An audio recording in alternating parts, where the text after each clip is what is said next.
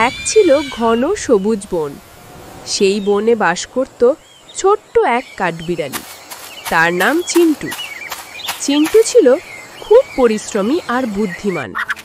শীত আসার আগেই সে দিন রাত খেটে তার জন্য খাবার সংগ্রহ করত, যেন শীতের সময় তাকে খাবারের জন্য কষ্ট করতে না হয়। কিন্তু একদিন এই নিরিবিলি বনের শান্তি ভেঙে ঢুকে পড়ল ভুলু নামের এক লোভী নেকড়ে। ভুলু ছিল অলস, কিন্তু তার লোভ ছিল আকাশচুম্বী। খাবারের খোঁজে ঘুরতে ঘুরতে তার চোখ পড়ল পরিশ্রমী চিন্টুর ওপর, আর তার লোভী মন চিন্টুর জমানো খাবারের দিকে ঝুঁকে পড়ল। এই ছোট প্রাণী, এত খাবার একা একা কেন জমাচ্ছিস? এগুলো সব আমার, এক্ষুনি আমার হাতে তুলে দে। মালিক, এইগুলো আমার ছোট ছোট খাবার, যা আমি অনেক কষ্ট করে জোগাড় করেছি। শীতের জন্য জমাচ্ছি। দূর হ, তোর কষ্ট হয়েছে তো কি হয়েছে? আমি নেকড়ে, যা বলি তাই কর। এক্ষুনি সব বের কর, নয়তো। আমি দিচ্ছি, কিন্তু তোমাকে একটা শর্ত মানতে হবে।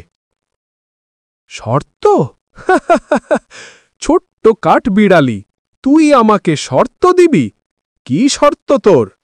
আমার খাবারগুলো মাটির নিচে লুকিয়ে আছে। আপনি যদি সবগুলো খুঁজে বের করতে পারেন, তাহলে সব আপনার। আমি আপনাকে পথ দেখাবো। এটা তো কোনো ব্যাপারই না। চল চল, কোথায় আছে তোর খাবার? চিন্টু জানত নেকড়ে কত অলস আর বোকা, তাই সে নেকড়েকে এমন সব জায়গায় নিয়ে গেল যেখানে কোনো বাদাম ছিল না। ভুলু তার ধারালো নখ দিয়ে মাটি আঁচড়ে নোংরা হলো, ক্লান্ত হলো, কিন্তু একটি বাদামও পেল না। এই কাঠবিড়ালিটা আমাকে বোকা বানাচ্ছে।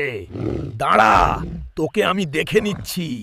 লোভী ভুলু এবার আরও এক ধাপ এগোনোর চেষ্টা করল। সে ভাবল, চালাকির জবাব চালাকি দিয়েই দেওয়া যাক। সে গাছের নিচে একটি লুকোনো গর্ত তৈরি করল। চিন্টু, দেখ, আমি তোর জন্য খুব সুস্বাদু একটি লাল ফল এনেছি। নিচে আয়, একসাথে খাবো। ফলটা তো বেশ লোভনীয় নেকড়ে ভাই, কিন্তু আমি এত উঁচু থেকে নামতে ভয় পাচ্ছি। কত চালাক, কিন্তু আমার খাবার চাই। ঠিক আছে, আমি এনে দিচ্ছে। ভুলু ভেবেছিল সে চালাক, কিন্তু চিন্টু তার চেয়েও বেশি বুদ্ধিমান ছিল। ভুলু যখন দুর্বল ডালে পা রেখে গাছে ওঠার চেষ্টা করছিল, চিন্টু সুযোগ বুঝে সেই ডালটিই কেটে দিল। চিন্টু, আমাকে বাঁচাও, আমি ভুল করেছি। আমাকে এখান থেকে বের কর, আমি আর কখনো লোভ করব না। আপনি আমাদের খাবার চুরি করতে চেয়েছিলেন নেকড়ে ভাই, এখন আপনার এই অবস্থা। আমি আমার ভুল বুঝতে পেরেছি। দোহাই লাগে, আমাকে ক্ষমা কর। আমি আর কখনো এমন খারাপ। চিন্টু ভুলুকে গর্ত থেকে তুলে উঠালো। সেদিন থেকে ভুলু তার লোভ ছেড়ে দিয়েছিল। সে বুঝতে পেরেছিল অন্যের জিনিস জোর করে কেড়ে নেওয়াটা ঠিক নয়। আর ছোট্ট চিন্টু প্রমাণ করে দিল যে শারীরিক শক্তি নয়, বুদ্ধিমত্তা দিয়েই বড়দেরও হারানো যায়।